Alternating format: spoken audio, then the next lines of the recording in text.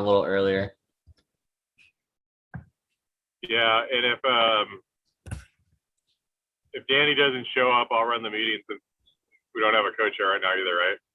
Yeah, so Danny won't be here. So that was gonna be how I was gonna start the meeting. Was we have to? Jack said that we have to like the committee has to vote on somebody. Yeah. If Danny doesn't show up, I'll run the meeting since you don't have a co-chair right now either, right? Correct. Yeah, so Danny won't be here. So that was gonna be how I was gonna start the meeting. Was we have to? Jack said that we have to like the committee has to vote on somebody. All right. Yeah. If Danny doesn't show up, I'll run the meeting. You don't have a co-chair right now either, right? Correct. Yeah, so Danny won't be here. So that was gonna be how I was gonna start the meeting. Was we have to? Jack said that we have to like the committee. What is going on? Somebody needs to, probably everybody ought to mute if they're not talking. Maybe that's it. No, it's when you start YouTube and you don't mute one of those, it goes to both. So it's a delay and you'll hear both. It sounds like it's fine now. Awesome.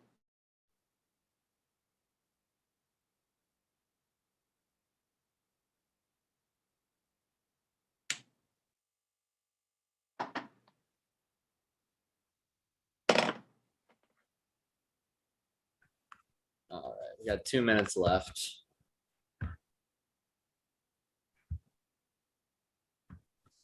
Is it live on YouTube? Yeah. You can call it to order. We got a quorum. All right, we'll call this meeting to order at, I'm gonna say 6 o'clock.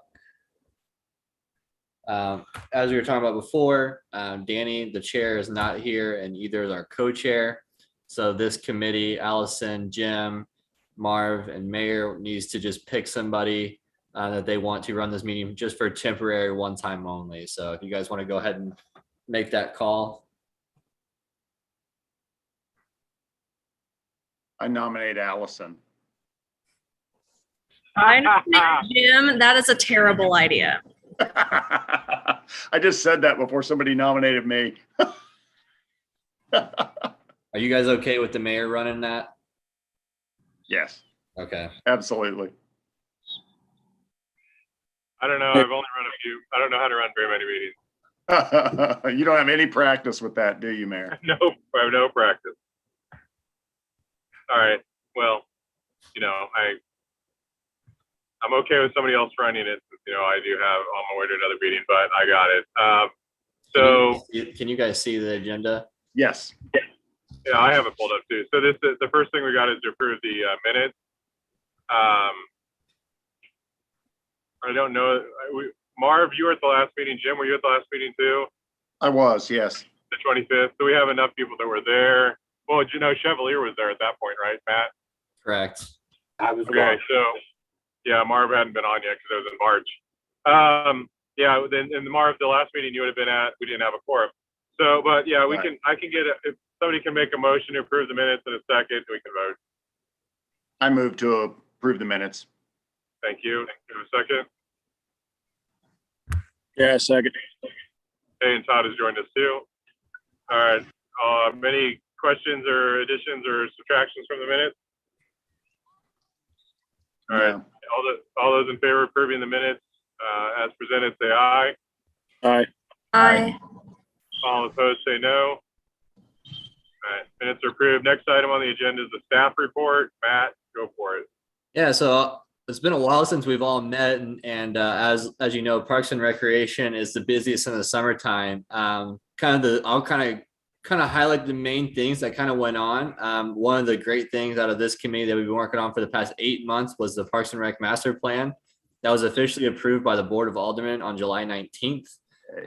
And currently staff is working on the budget to plan for the future based on the recommendations from the project priorities. And we'll get more in depth in that here towards the bottom. The splash pad. So that was the big thing that we opened up this summer. That opened up on July 1st. That was the splash pad at Diamond Crest Park, which is at the corner of 169 and W Highway. If you haven't been up there yet, This was a donation from the Clay Creek developers in lieu of their city recreation and open space dedication requirements. It's a mouthful, but that's one of the great things we have about development is keeping a priority for parks as we continue to build these subdivisions in Smithville. And so part of that area up there was determined to be a priority from the Parks and Rec Master Plan. So that's kind of what we're working on to make that an actual park and not just a splash pad in the middle of the field. So we're really excited to get on that here in fiscal year 2022. Brittany, you want to do the recreation programs? Yeah, so we had a really great July with Parks and Recreation Month. The art at the park is always a really popular one, and it was this year as well. It sold out every single Friday that we offered it, and that's with Kelly's Nook. We also partnered this year with the Northland Outdoor Adventures, and we did a Learn to Kayak class for children and adults. That class sold out as well. That was a free partnership that we did with them. We did our yoga at the park, and we added a new location, which was doing it with NOA. We also did punt, pass, and kick a little different this year. We had our best turnout yet of 68 kids participating, and that we do at the high school with the youth football organization. So a lot of our programs grew this year, which was really exciting to see. And then our fall sports are taking off right now. So we have 185 participants in our soccer program, 68 in fall t-ball, and our volleyball has 48 players. So soccer and volleyball are the highest for fall that they've ever been. Volleyball has not been this high yet. So we're really excited since that's a newer program, seeing it grow, and that's a partnership we do with Platte City Parks and Recreation. So we're super excited for our fall sports. Those practices just started. Soccer started last week, and this is the first week for volleyball, and tomorrow is the first night of t-ball practice. And we have a couple upcoming events. We have a symphony in the park planned for October 8th. That's a Friday night. It was scheduled to be at Smith's Fork Park, but with the construction, we're probably going to move that to Courtyard, but location TBD on that. But we do have the symphony, the Kansas City Symphony, coming out to Smithville again. And then October 23rd, of course, campground sold out in a matter of minutes this year, and we're still looking for some vendors, but we're really excited for that big event. That's very exciting. You forgot something very important. Your kickball. Oh, kickball, yeah. Kickball was great. Monday night we had our championship. What do you say? I don't care about champions. I care about our 2 wins. That's all that matters. The City Slickers won 2 games this season, which was really exciting. And yeah, we had a great turnout for that. People seem to have a lot of fun. So we're going to do another adult kickball league for 16 and up. It's for kids, people 16 and up. All right. And that's all we have for the staff report, Merritt. Is Parks and Rec co-sponsoring 5th quarter also, or in partnership with that too? Yep, we are partnering with the CIA for the 5th quarter. Our role is kind of helping coordinate the space, but yeah, we're going to be doing that. The first one is next Friday, September 3rd. That's basically the Community in Action group is doing, it's like an overtime after the home football games for the kids to have an alternative evening rather than going out and participating in behavior that the CIA would like to discourage. So there are different churches sponsoring each one, and the churches will be providing different activities every night.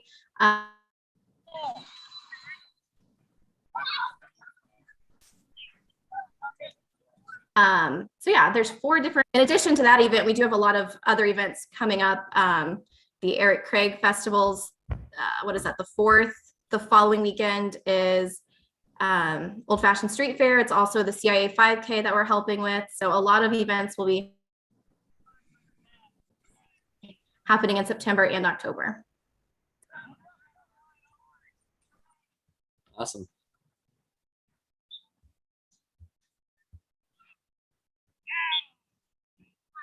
Are you ready for the next one, Mayor? Yeah. Did you have anything else for staff report? Nope, that's it. Could you give us kind of the assessment of the damages over the weekend as part of that too? We talked about it before the meeting a little bit, but.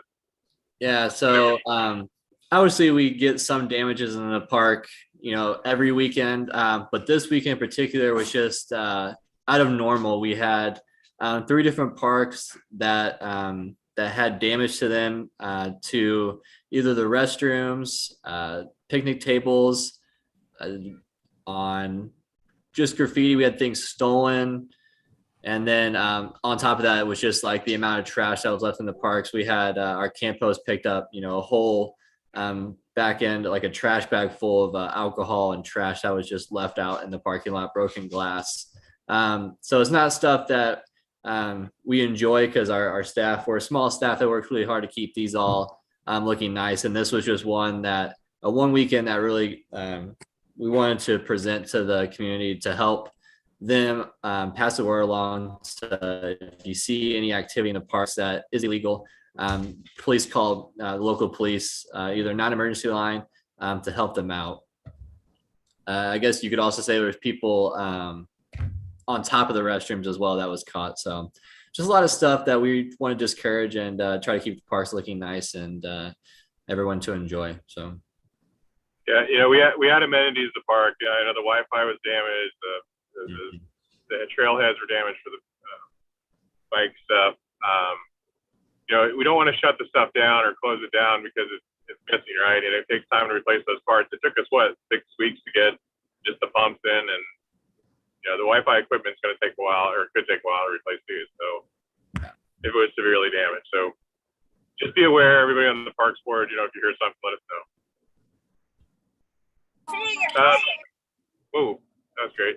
So next item on the agenda is the master plan. The board adopted it over the summer. Matt, go ahead and kind of go over that if you like. So as I said in the staff report, we want to get this into a little more depth.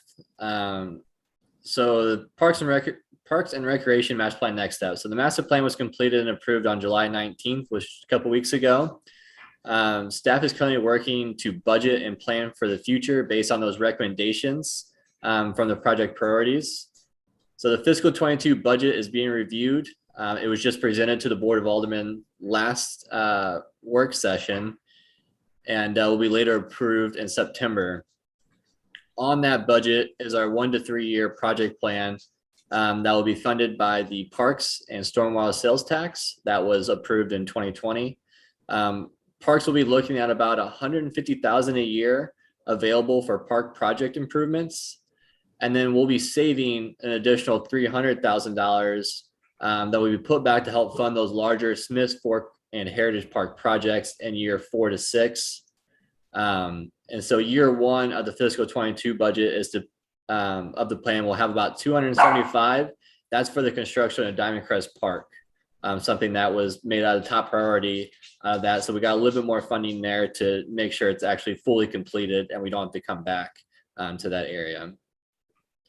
Just some history. The Parks and Stormwater Sales Tax will bring in somewhere about $450K a year. This year alone, it is projected to be a little higher than that, up in the 500,000s. So, Parks and Recreation is getting about, 450, that leaving Stormwater with about 100,000. So we are coming out a little bit on top of that, but that can fluctuate based on priority and projects. That's why Steven, the financial director, is trying to make sure we get this well planned out. That way everybody has a clear idea of what they're going to have in their budgets going forward for a 5-year forecast. So overall, what does this mean for this committee? Well, we need to find some funds. As you guys read through the Parks and Rec master plan, you guys saw those project priorities towards the end, those bold projects that were the big, moving those ball fields from Heritage Park out to Smiths Fork Park complex and kind of getting that fourplex in there. That's going to be costly, up into the couple millions. And then having to go back and then redo a Heritage Park to make it where we have that lawn in that area to have a larger stage for those events, which is also going to be a couple million. So Steven, the finance director, gave us kind of a good idea of kind of what that's going to look like. So saving that $300,000 each year for the 5 years will save about 1.8 million. And and below here are some visual graphs that I'll kind of show you what we kind of have planned out for the capital improvement projects fiscal year 22, 23, and 24, as you see, are those priorities that came out of the master plan. So this is kind of a copy and paste onto kind of what they talked about for the first 3 to 5 years. And then you can kind of see some of the stormwater, what they're getting as well. So those projects are planned out. The big thing we're needing from this board is kind of to realize the amount of money that is going to be needed to do those big projects, that savings. The 1.8 million won't be enough to complete those projects, but it could get us started on kind of figuring out some ideas on how to start raising those funds. As you can see, the forecast, 5-year forecast for that savings shows you that 1.8 million there in 2026. And so my vision for this committee is to be a little bit more than providing updates. I'm really hoping this committee can be an advocate for the Parks and Recreation Department and build that supportive group for the future. And what I mean by that is when you're out and about, talk to community members, those businesses, and kind of the importance of Parks and Recreation brings to the community. As we're going to have to look to assist in finding grants and funding opportunities and get those partners, to really prove the goals to help better the parks and trails. So if you guys are out doing some research to look at those grants and different fundings, special events, areas like that, we really could use this committee to come together and start fundraising for those goals. So if you guys have something in mind you guys want to do and team up together as a committee, that would be really beneficial out of this group. So, and Mary, do you have anything you'd like to add kind of on the funding part of stuff? Sure. Yeah. So now that we have a funding source, which before the parks did not have a funding source, we can budget and look at grant opportunities and bonds and different things.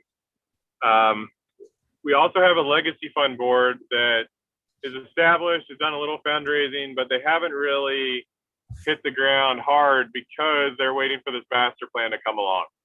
So now that we kind of have marching orders, this board and that board are going to work together. They're a 501c3. They can do a lot more when it comes to tax type benefits and other grants too that the city can't do. So in the spring, we've talked about possibly doing a fundraising dinner, at events. I'd love to see the Parks Board do things like 50-50 raffles or whatever we can do. Promote those sponsorships, right? Lane Accounting has been in the community for a long time. Karen's always want to be involved. I reached out to her as soon as we had the sponsorship catalog. She paid to be the title sponsor of the Haunted Campground, like in the spring, right, Brittany? Like it was early on, because she wanted to be part of that event. And then she sponsored pretty much everything we had. And we've had a really good year for sponsors. I don't know, Matt, do you know what our numbers look like so far just on sponsorship? I don't, but I can get that information for you. Okay. I know we've had some pretty decent checks that we haven't seen in the past. So there's money out there. If you work for an employer, ask them. If you know people that work for employers, ask them to, get involved in baseball, or if they have a passion for the trails, if they have a passion for any of our sports, any bit helps. And getting those endowment type things where people set up to, give money every year is even better. We've been working with Mid-America Regional Council for our sidewalks and road improvements. We've already got about $1 million in grants so far over the next 2 years. That same kind of money is out there for parks. I know me and Matt looked at different equipment dealers like Kubota and John Deere. They offer things too. So always be on the lookout for those opportunities, and don't hesitate to ask people and try to represent these parks, because you're on the board. They're your parks. You need, we want them to be awesome. So. Hey, question here.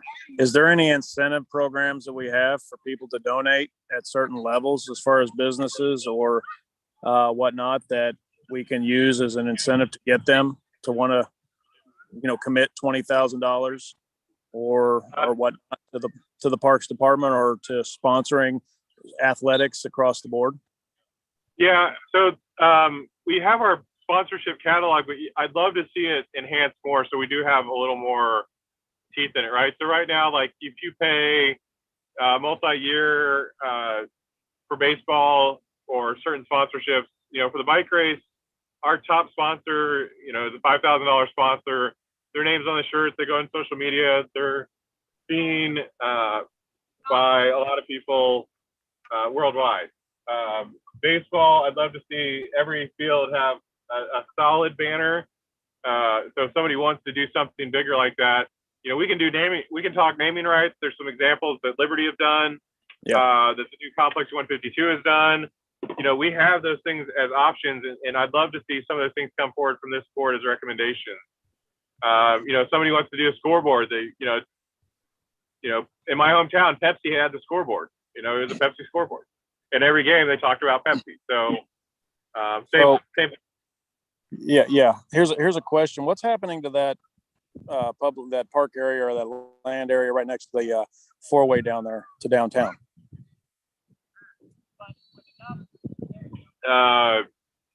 Where the old bridge used to sit. That was sitting there for a while before you guys tore it out. But that's not park area. That's city-owned property. Well, yeah, that's what I mean. It's city-owned property. Is there any way of putting a sign or something there as a way, to advertise whoever donates things in that area, or is that going to be dedicated to something where that would not be allowed for right now? No, I think that's optional. I mean, that's an option because we use that sign location for events. So yeah, people have paid to put stuff there, but yeah, if we had a big enough donor that wanted to do something more substantial, it's just a matter of getting it to Matt and having the approval on it. Yeah, and there's a lot of throughput for advertising there that benefits somebody just with the traffic flow. Yeah. And the Lakes Fund really helps us out for tax purposes too. So if someone did want to write that out for the taxes, they'd have that ability here. Just donating to the city, we don't have that 501c3 that we'd be able to help them with that. So. But yeah, if they're wanting to just do a straight like advertising type sponsorship, that's something that we can definitely discuss. Yeah. When it comes to donation type of things, yeah, there's the tax benefits that would go through Legacy Fund. But when we do the bike race, we do 300 shirts. We get over 5,000 impressions on each post. And then with like soccer, like Brittany just reported the numbers. Every one of those parents could get an email with that logo in it if they're a sponsor of that event. And then their banners are out there too for the weekend. So. I look at big projects like we're talking about the possibility for the Riverwalk, and look at things like naming rights on things like that. That could be that's another space area that would be a good opportunity to have sponsors that are listed on signage, things like that as well. Hey, I'm just waiting for the Pasco Family Trust to write that $1 million check for me. We'll put your name on it. Oh, I hope you're not holding your breath or anything, Mayor. We'll put that on the bridge as you're walking towards it. Yeah.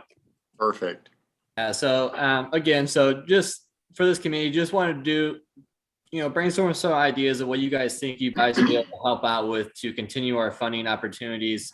If it is coming out to some of the events and some of our, games and things like that, just to kind of be the advocate. So if we're starting, once we get to that point, we're going to start needing to fundraise those big monies. We really want you guys to be kind of the drivers of kind of those ideas. And obviously we're always there to help. But really those funding opportunities are going to be really big here in the next couple of years to get to those big projects down the line. So. Okay. I don't remember if this was ever addressed, but here's a question. How is the projected budget factored in for any kind of inflation over the next 5 years? Yeah, so go ahead. Yeah, so our budget, we actually budget very conservatively as a city. We are only because it's sales tax, first of all. So if the cost of goods goes up and people spend more money, then we get more sales tax, right? But we only budget. So like this year's budget, the 2021 budget, we actually budgeted property tax being lower in case there became a situation in housing where people weren't able to pay their property tax. We budgeted sales taxes fairly flat, which is why Matt said, we budgeted 400 and we're going to hit a 500K number. Also with the new businesses, Price Chopper and whatnot, those were part of a development agreement, but these taxes aren't part of that because they're passed after. So when Domino's opens, when Jimmy John's opens, when Burger King opens, we'll get the additional revenue off of those as well. And a lot more people have been coming to the lake. So we've actually budgeted very conservatively over the last 3 years that I've been involved with budgeting. And then when we get those excesses, we do spend them because we don't want to collect your tax dollars and not spend them. So that's why you'll see these projects come out at this time of year that we can go out and do the fencing around the splash park and different things that come up. Okay. Does that answer your question? Yep. Okay. And the other thing too, if you look at our budget numbers especially during this pandemic, car sales have been down because cars aren't available, right? So we haven't seen the sales tax dollars off of those. But people have been in Smithville a lot more. The restaurant sales are up. But also people ship their stuff to their houses more. And Wayfair finally got passed in Missouri, so we'll start to see more income from online sales. And we saw a lot of that last summer too. We saw a pretty big peak of online sales tax. Okay, cool.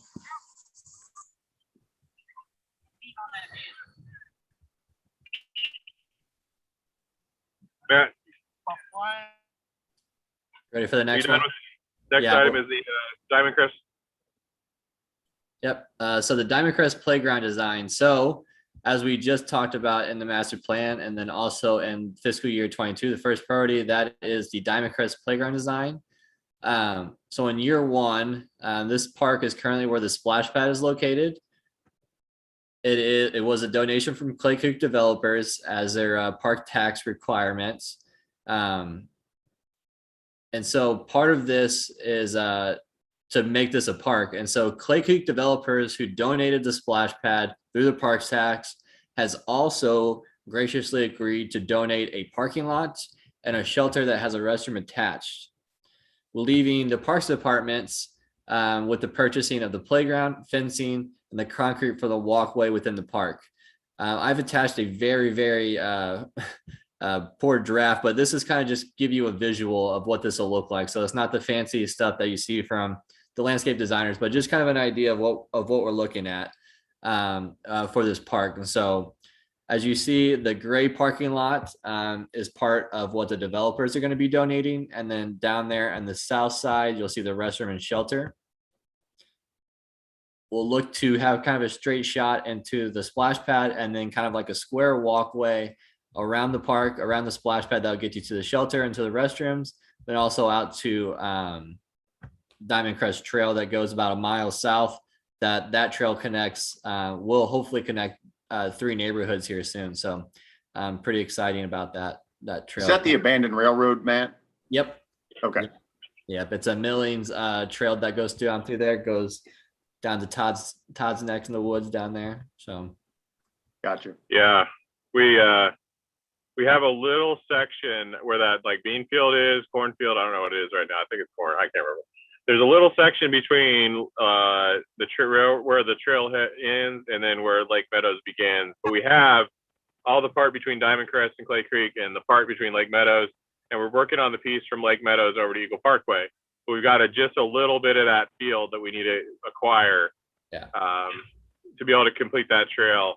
And Matt, I don't know if you remember, but when we picked the location for the splash pad, we actually had a map and just a piece of paper that was cut out the size of the splash pad to throw on the paper. So this drawing's a lot more than we had last time. yeah. So as you know in the budget, we have $275,000 budgeted for the development of this area. And one of the big ticket prices going to come out of this is the playground. So similar to how we did, I think some of you were on the committee, Jim, when we did the Heritage Park playground, and we all got together and kind of before I met with the playground designers, we kind of got your ideas of what you guys are visioning or wanting for a playground. Keep in mind the splash pad will probably be for young kids as well, so we probably should look at something that's 2.5 to 12-year-olds. And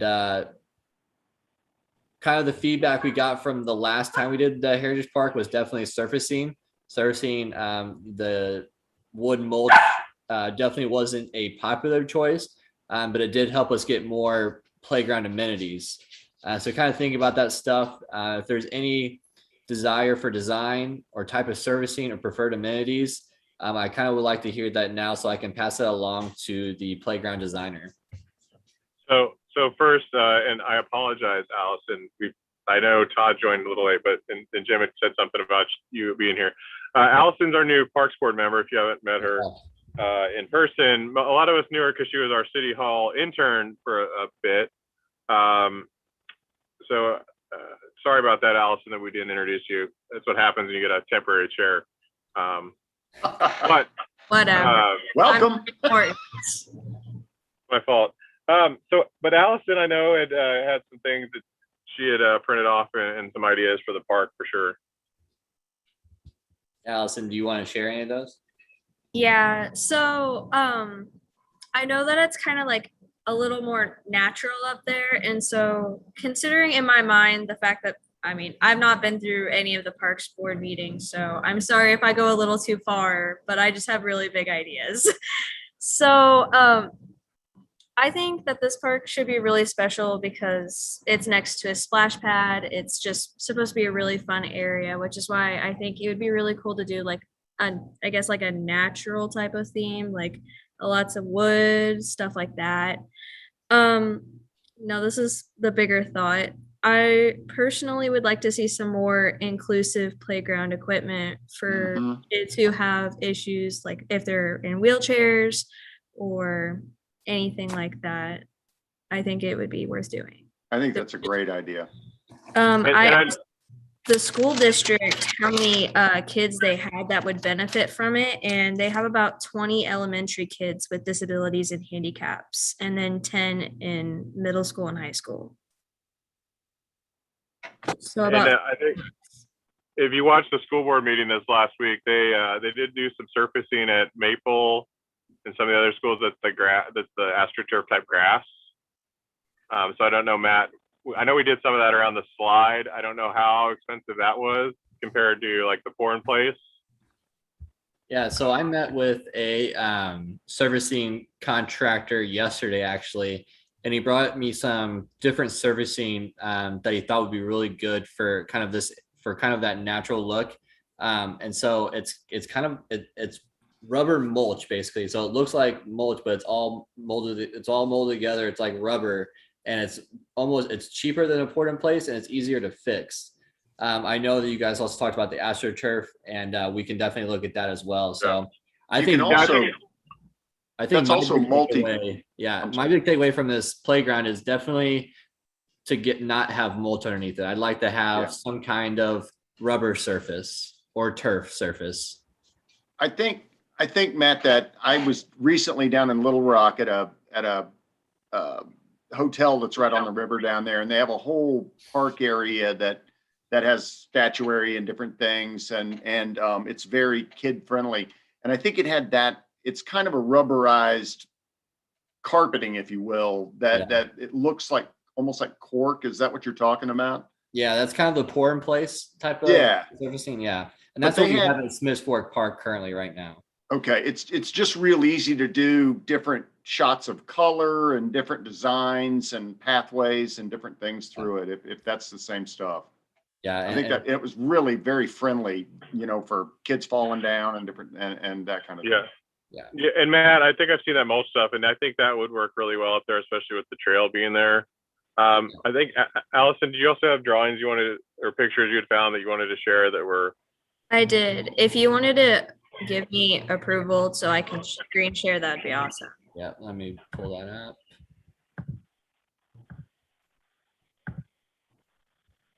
I told Allison that we like pictures. We don't want to read a bunch of stuff. We want to see pictures. So that's right. I told her if she was going to bring it, she had to bring pictures. Pictures of fun stuff. Yeah, like the ones behind you. What's that big old rock back there? Is that a rock behind you? Oh yeah, that's Hawksbill Crag down in Arkansas. Oh, nice.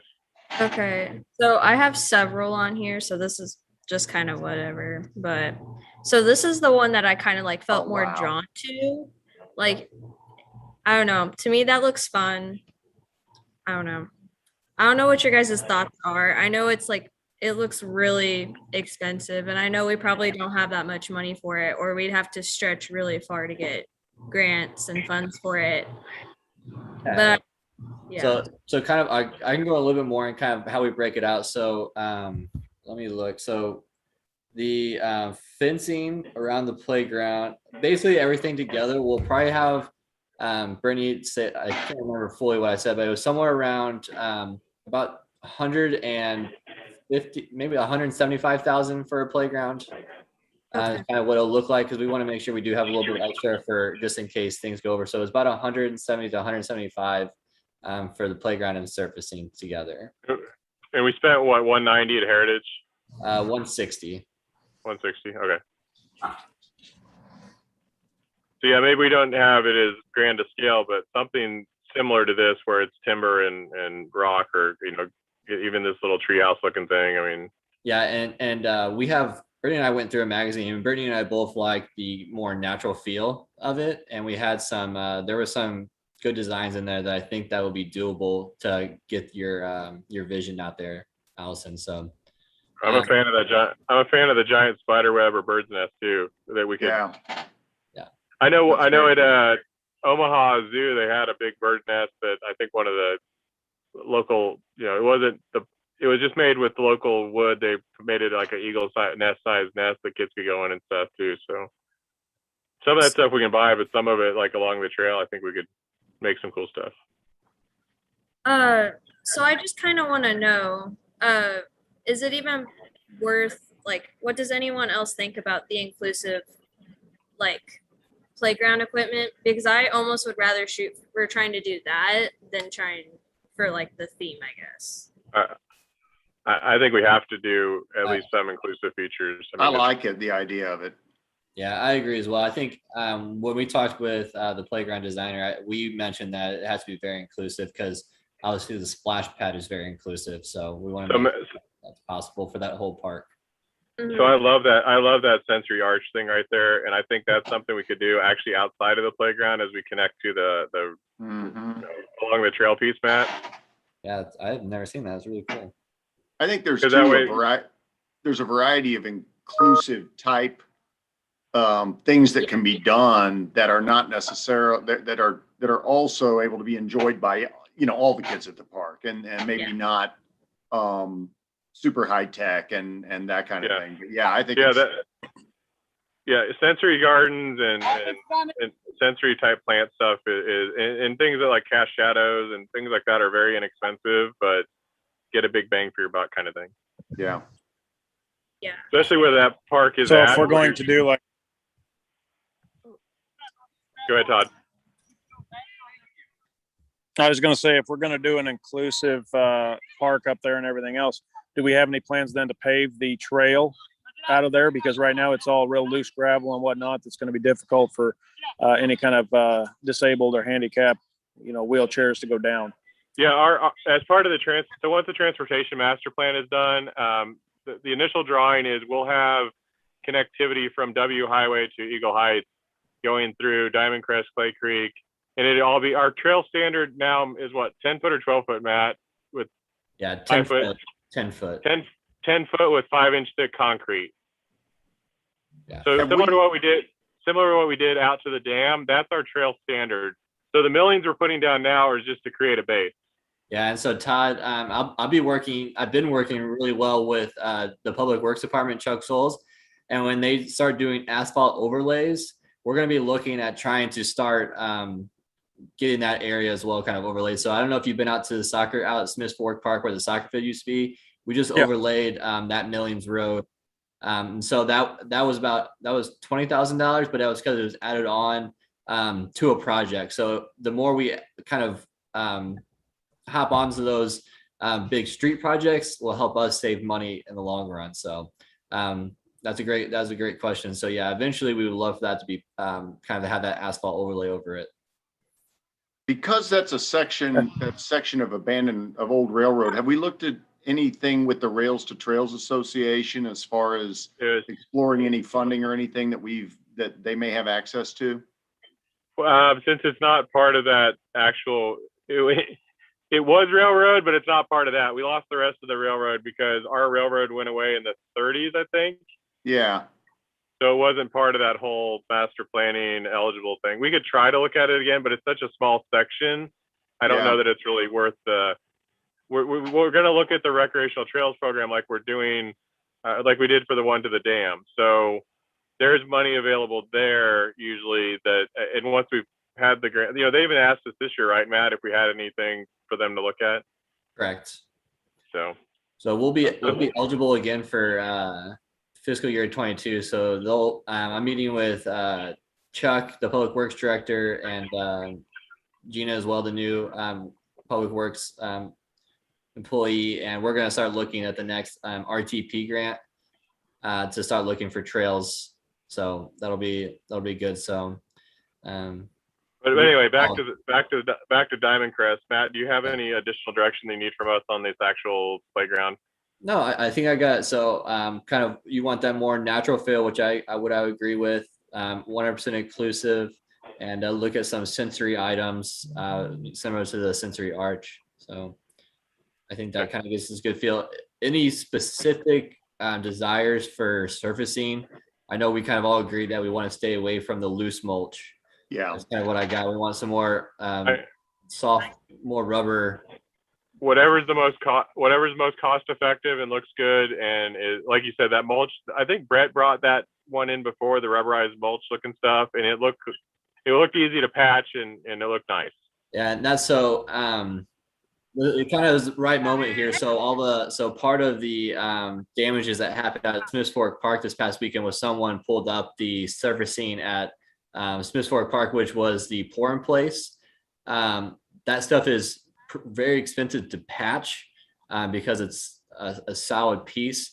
And kind of their recommendation was us, if in the future, when we start looking at servicing, doing that compressed mulch that's rubber is a lot easier to fix in the future. One is cheaper, and it's also cheaper to fix. So maybe something we look at. The next step of this process for the playground is I'll pass this on to the designers, and they're going to give us some options to look at. He was hoping to get us some by the beginning of September. And then the next goal would be to go out to this park specifically and put up those designs for the neighborhood to come out and check those out, and kind of let you guys and them get an opportunity to pick what they want, to kind of get that public input. And then we'll look to purchase this at the beginning of the year, November 1, to have it ready to go by summer of next year. So awesome. Is that quick question on the rubber matting, Matt? Is that conducive with the handicap accessibility as well, or is that going to be too soft? It's all rubber. It's compressed mulch, so it's all rubber, and it's ADA accessible. So yeah. So it forms a mat when you put it down that can be rolled over and that kind of stuff. It doesn't remain loose mulch, right? It's not. Yeah, it's all. I wish I had an example we were in person, because I have them, and you guys, they're if you Grace Church of their small playground, they have it as well. And a couple other parks around the area have it. So. Yeah, and speaking of Grace Church, if you haven't walked the trail yet, or if you have recently, you've seen them starting to form something up. They're building a park along the trail, so it's awesome to see community partners also getting involved in our parks. And I don't think part of Matt's staff report should have included Kiwanis put a shelter in at Helvey, which is about a $20,000 spend that we didn't have to spend, right? So correct. Yeah, it's been so long since we met. I was trying to figure out if I had missed anything. The Kiwanis Club, they've been working since 2019 to get that shelter up, and this summer they were able to get that up. It looks so good out there at Helvey. It gives a great shaded area for picnics, for gatherings for families and stuff like that out at Helvey Park, which is one of our favorite views. And one of the things that did get damaged that I was part of Smiths Fork was the Girl Scout shelter. But right now we have 3 Eagle Scouts lined up to work on projects in our parks that are So it's fairly substantial. So next item on the agenda is the future meeting dates. Yeah, so with the Parks and Recreation Master Plan completed and staff kind of having a clear direction on the plan, our need to meet monthly is a little low. Just to bring the agenda together, we won't have much because it's going to take a while to kind of move this Diamond Crest project along. And so with our normal meeting date being the fourth Thursday of each month, staff would recommend going to a quarterly meeting schedule. This means we would meet 4 times a year. The tentative dates would be October 28th, 2021, January 27th, 2022, April 28th, 2022, July 28th, 2022, and October 27th, 2022. These dates line up perfect because they'll be able to allow you guys to input before budgeting, the review of the draft budget, and see the final budget before the new fiscal year, which is always November 1. The January and April meetings would allow staff to provide you guys with pre-spring and pre-summer staff reports before we get into a busy time. So I think they couldn't line up more perfect to kind of how the city schedule goes for budgeting wise, and you guys will be able to put in your input before anything's finalized with the Board of Aldermen. So as we get to those budget years and planning those next amenities that will be going out of the Parks and Rec Master Plan. So this will have to go to a vote between Allison, Jim, Mayor, and Marv and Todd. If this is something you guys would like to do, so I'll start out. Or Mayor, you want to do the voting? Yeah, Sorry. Yeah, and I'll just add real quick. I appreciate all your guys' time, your help with this Parks Master Plan. I know it's a lot. I know we've asked a lot of you all over the last couple of years between the comp plan and the Parks and Rec plan and all the volunteering that all of you guys do. So I just wanted to make it easier on everyone's schedule, and having these dates set throughout the year would hopefully make it a lot easier for us to all attend. So with that, I'll call for a motion to approve the staff recommendation to go to a quarterly meetings. I would move to approve I that. approve it. Thank you. Do I have a second? Yeah, second. All right. Any discussion or questions? Everybody good with those dates? I have Hopefully. one question. Yep. So I know I'm pretty new to this, so I'm not sure how things work, but since we're meeting quarterly, how often are you going to give updates on the projects before those meetings? Yeah, so I can, one of my goals, now that the master plan is completed, is to try to give you guys more of a kind of email updates. That way you guys can stay involved in kind of what's going on. So I could do it that way if you would like. And that way you won't be so far behind on kind of what's going on. So I think that's a great suggestion. I think like getting a monthly update and having a quarterly meeting is good. I do think going quarterly will help everybody make sure that they've got that one day, on their calendar available too. Yeah, and the other thing is go out and like, subscribe, and follow all of our social medias that Brittany works so hard on, so you get updates that way too, even on TikTok. yeah, but I can, for more project updates, I'll make sure I try to keep you guys updated, especially with these public input stuff that's coming up for the playground. That'll be before our next meeting in October. That way you guys will be able to plan it accordingly to that. So. All right, cool. All in favor of, if there's no other questions, all in favor of approving the recommendation for the meeting dates, say aye.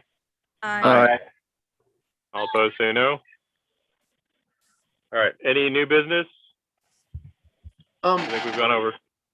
I have a question, and this may be new business. And I'm going back to talking to these areas that were recently vandalized, and I know vandalism in parks has been happening forever. But are any of these areas, because the technology is getting less and less expensive, are there any of these areas, places that we could camera where we could identify cars and things like that, or any of that? Is there any opportunity to increase that to help us when we do have this kind of behavior?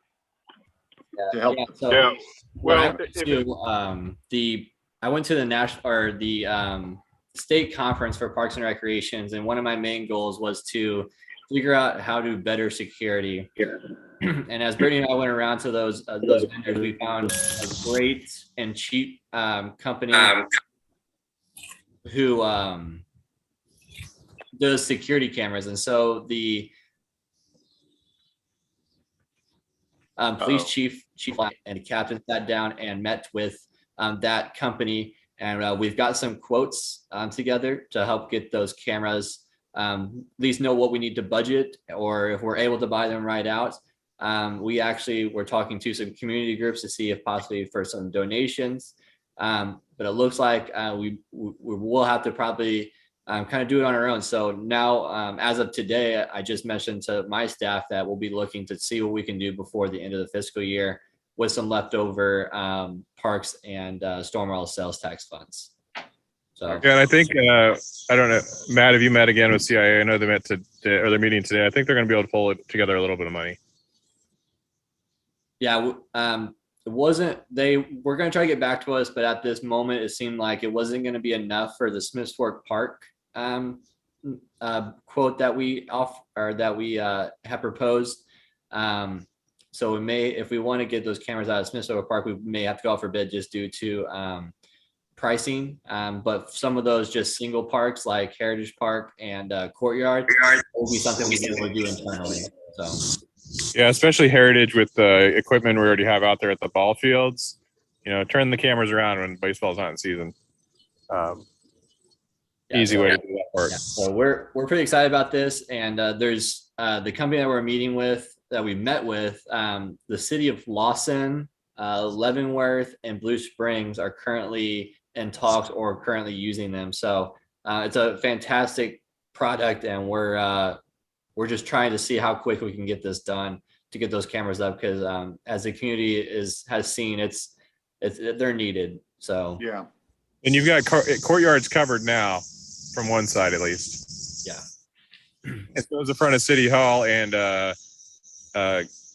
Remembrance Park is covered from 2 cameras right now. Perfect. Just Is there by signage that lets people know when they drive in, they're on camera? Not on those, because they're my residence cameras. So by We'll, chance, where are we putting these? So we met with them on efficiency. So obviously we want to make sure that we don't have to get a whole bunch of cameras, that we can make it as efficient as possible. So we're going to be looking, we have those areas scoped out, and so they'll be in the right places where we can see all angles. So. all right. Any other new business? All right, I'll entertain a motion to adjourn. I move to adjourn. Thank you. Do I have a second? I'll second.